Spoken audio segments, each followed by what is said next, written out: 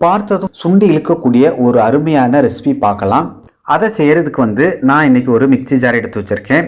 அதில் தேங்காய் ஒரு 4 சில்லை சின்ன சின்னதாக கட் பண்ணி சேர்த்துக்கிறேன். இப்போ இந்த தேங்காவில் தண்ணி சேர்த்து நல்லா மசியை அரைச்சிட்டு வந்துடலாம்.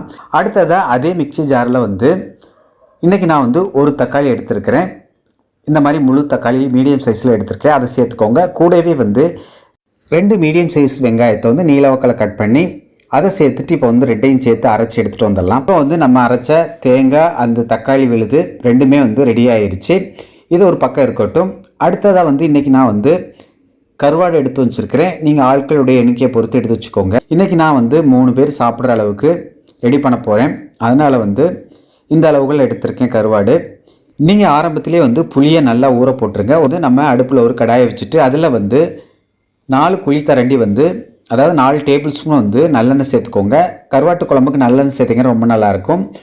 எண்ணெய் சூடான உடனே 1/2 டேபிள் ஸ்பூன் வெந்தயம், 1/4 டேபிள் ஸ்பூன் ஜீரகம் சேர்த்து நல்லா பொரிய விட்டுருங்க.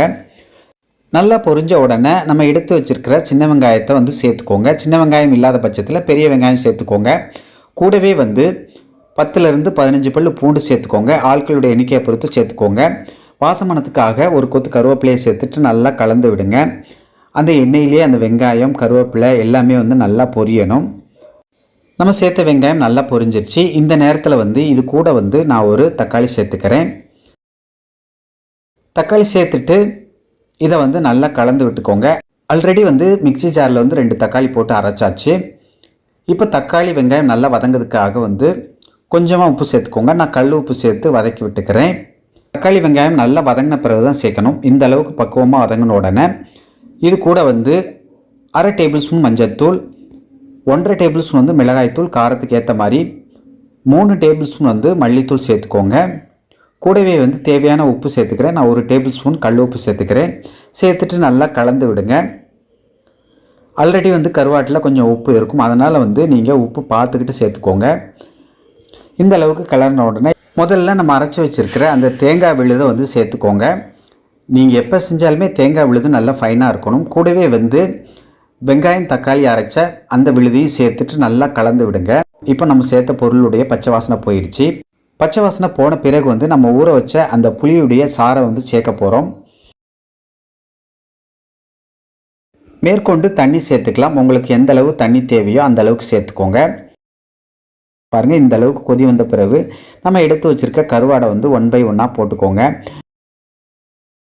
இந்த நேரத்தில் ஒரு மூடி போட்டு மூடி கரெக்டாக ஒரு 7 நிமிஷம் வச்சுருங்க. 7 நிமிஷம் கழித்து ஓப்பன் பண்ணி பாருங்கள்.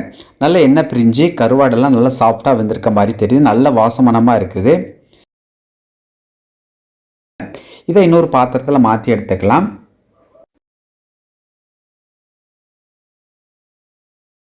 ஓகே நண்பர்களே, இதே மாதிரி பக்குவத்தில் இதே அளவுகளோட நீங்களும் கருவாட்டு குழம்பு செய்து சாப்பிட்டு பார்த்துட்டு டேஸ்ட் எப்படி வந்துச்சு சொல்லுங்கள். இந்த வீடியோ உங்களுக்கு பிடிச்சிருந்தா லைக் பண்ணுங்கள். உங்கள் நண்பர்களும் சொந்தங்களும் பார்க்கணும்னா அவர்களுக்கும் ஷேர் பண்ணுங்கள். மறக்காமல் நம்ம சேனலை சப்ஸ்கிரைப் பண்ணாதவங்க சப்ஸ்கிரைப் பண்ணிக்கோங்க. ஃபாலோ பண்ணாதவங்க ஃபாலோ பண்ணிக்கோங்க. ஓகே நண்பர்களே, எல்லோரும் பாதுகாப்பாக இருங்க. இதே போன்று அடுத்து ஒரு அருமையான வீடியோவில் சந்திக்கிறேன். Take care. Bye bye. Thank you.